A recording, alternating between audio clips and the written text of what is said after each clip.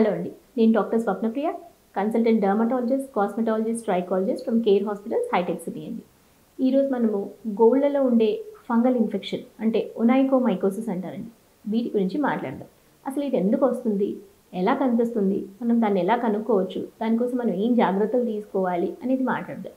So usually ఈ problem కామన్గా అండి మేము ఎక్కువసేపు నీళ్ళల్లో చేతులు తడిపే వాళ్ళల్లో, డయాబెటిక్ పేషెంట్స్లో కామన్గా చూస్తుంటాం. సో యూజువలీ స్టార్ట్ అయినప్పుడు ఎలా ఉంటుందంటే ఒక తెల్ల మచ్చలాగా కానీ ఒక నలుపు ఏరియా లాగా స్టార్ట్ అవ్వడము, ఆ స్లోగా సైజ్ పెరుగుతూ ఉండడం అనేది జరుగుతుంది.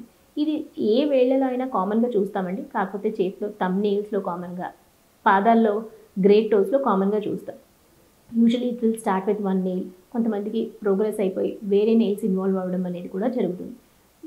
దీంట్లో నొప్పి కానీ, మంట కానీ, దురద అలాంటి ఇబ్బందులు ఉండవు. కానీ గోరు తొందరగా విరిగిపోతున్నట్టు, కలర్ చేంజ్ అవ్వడము అలాంటివి చాలా స్లోగా జరుగుతూ ఉంటుందన్నమాట. అంటే స్టార్ట్ అయినాక ఈవెన్ 6 months 1 year కూడా స్లోగా ప్రోగ్రెస్. సో ఆ రీజన్ కోసం చాలామంది డాక్టర్ని సంప్రదించడం లేట్ చేస్తూ ఉంటారండి. ఇది ట్రీటబుల్ ప్రాబ్లం. అంటే షుగర్ పేషెంట్స్ ఉన్నారనుకోండి, వాళ్ళకి షుగర్ కంట్రోల్లో లేనప్పుడు చిన్న ఓన్స్ ద్వారా కూడా స్టార్ట్ అయ్యి స్ప్రెడ్ అవ్వడం అనేది జరుగుతుంది. సో ఈ ప్రాబ్లమ్కి మనం తొందరగా డాక్టర్ని అప్రోచ్ అయినప్పుడు మెడికేషన్ స్టార్ట్ చేస్తే definitely we can recover faster.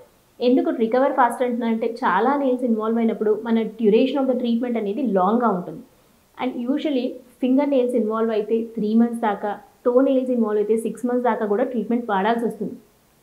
ఎందుకంటే రికవరీ ఆఫ్ ద అంటే మన నెయిల్ ఇక్కడ స్టార్టింగ్ పాయింట్ నుంచి టిప్ ఆఫ్ ద నెయిల్ వరకు రావడానికి అంత టైం పడుతుంది కంప్లీట్ రీగ్రోత్ అవ్వడానికి. So if it is going to the end of the nail వరకు అయిందంటే అంత time of the nail recover అవ్వాలంటే చాలా ఎక్కువ టైం పడుతుంది.